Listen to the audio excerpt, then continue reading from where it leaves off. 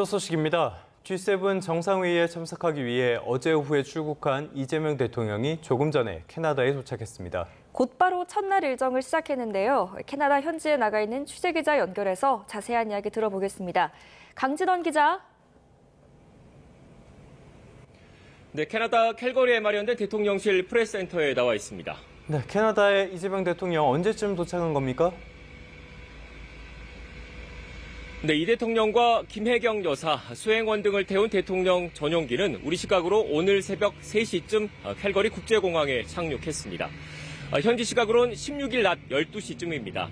기자단 본진도 함께 오면서 이곳 캘거리 대통령실 프레스센터도 북적이기 시작했습니다. 이 대통령은 캐나다 측이 마련한 공항 도착 행사에 이어 곧바로 G7 회의 첫날 일정에 들어갔습니다. 현지 시각으로 16일 오후에는 우리나라와 함께 초대된 다른 국가 정상들과 양자회담이 잇따라 열립니다. 이번 G7 정상회의엔 한국을 포함해서 호주와 남아프리카 공화국, 우크라이나 등 7개 나라가 초청받았는데요. 주요 7개국이죠. G7 회원국에 앞서서 이들 나라 정상 가운데 일부와 양국 간 현안 등을 논의할 것으로 전망됩니다. 이 대통령의 이번 해외 방문에는 김혜경 여사도 동행했습니다. 캐나다 측이 주재하는 공식 일정에 참가합니다.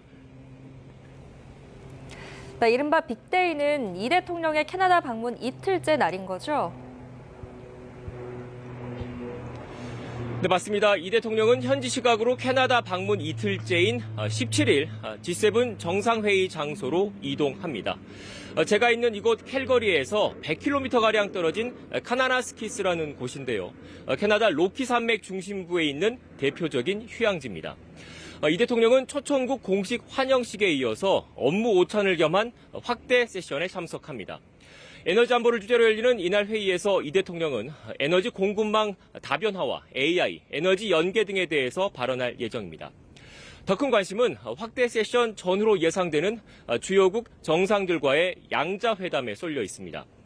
만남의 형식과 시간 등은 아직 유동적이지만 이 대통령이 트럼프 미국 대통령과 이시바 일본 총리를 처음으로 대면할 가능성이 큽니다. 미국과는 관세 협상과 방위비 분담금, 그리고 북핵 문제 등 여러 현안이 산적해 있고요. 올해 한일 수교 60주년을 맞은 일본과는 과거사 문제 해결과 미래지향적 한일 관계 정립 등이 숙제로 남아있는 상태입니다. 대통령실은 이번 G7 정상회의가 비상계엄 사태 이후 6개월여간 멈춰있던 정상외교의 복원을 의미한다고 평가했습니다. 또 국익 중심의 실용외교를 적극적으로 추구하는 계기가 될 것으로 기대했는데요. 역대 대통령 가운데 가장 빨리 다자정상 외교 무대에 오른 이 대통령이 어떤 성과를 거둘지 주목됩니다. 지금까지 캐나다 캘거리에 마련된 대통령실 프레스센터에서 YTN 강진원입니다. 이재명 대통령은 미국과의 관세 협상에서 중요한 것은 최소한 다른 국가에 비해 더 불리한 상황에 처하지 않게 하는 것이라고 말했습니다. 이 대통령은 G7 정상회의 참석차 캐나다로 가는 대통령 전용기 안에서 기자들과 만나 미국 트럼프 대통령과 협상한다면 무엇을 관철하고 싶은지 묻는 말에 이같이 답했습니다. 이어서 협상이란 건 워낙 변수가 많아 단정하긴 어렵다면서도 우리 기업인들 역시 다른 나라들과 같은 조건이라면 경쟁해볼 만하지 않겠느냐고 말했다고 설명했습니다. 네, G7 정상회의 소식 조금 더 살펴보겠습니다. 트럼프 대통령은 G7에 중국이 참여하는 것을 반대하지 않는다고 말했습니다. 이스라엘과 이란 간의 무력 공방과 관련해서는 이란이 협상 테이블에 나와야 한다고 압박했습니다. 워싱턴 연결해 봅니다. 권준기 특파원, 트럼프 대통령이 중국이 G7의 참여를 반대하지 않는다고 말했다고요? 그렇습니다. G7 회의장에 도착한 트럼프 대통령은 가장 먼저 마크 카니 캐나다 총리와 양자회담을 가졌습니다. 이 자리에서 중국의 G7 참여에 대해 기자가 묻자 나쁜 아이디어는 아니라며 중국의 참여를 개의치 않을 거라고 답했습니다. 다만 중국의 G7 참여가 정식 회원국으로 들어온다는 뜻인지 옵서버로 초청한다는 의미인지는 명확히 설명하지 않았습니다. 트럼프 대통령은 또 원래 러시아를 포함해 G8이었던 회의체에서 러시아를 쫓아낸 건 큰 실수였다고 말했습니다. 만약 러시아가 G8 회원국이었다면 전쟁은 일어나지 않았을 거라고 주장한 겁니다. 직접 들어보시죠. This was a big mistake. You wouldn't have that war.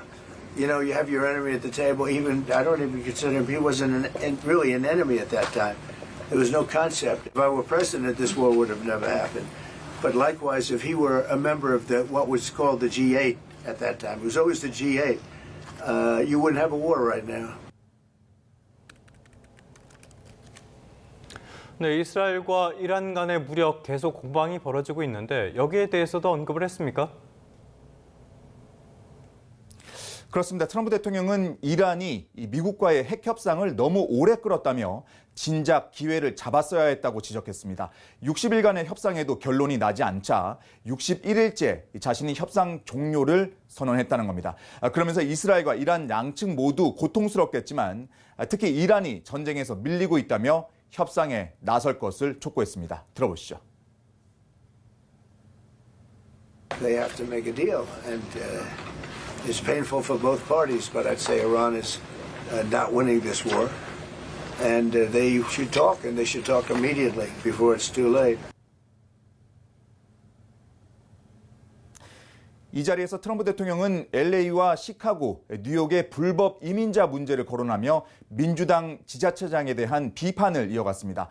트럼프 대통령이 미국 국내 정치 문제로 언급을 이어가자 카니 캐나다 총리는 더 이상 질문을 받지 않겠다며 질의응답을 끝냈고 트럼프 대통령은 언짢은 표정이었다고 미국 언론들은 전했습니다. 지금까지 워싱턴에서 전해드렸습니다.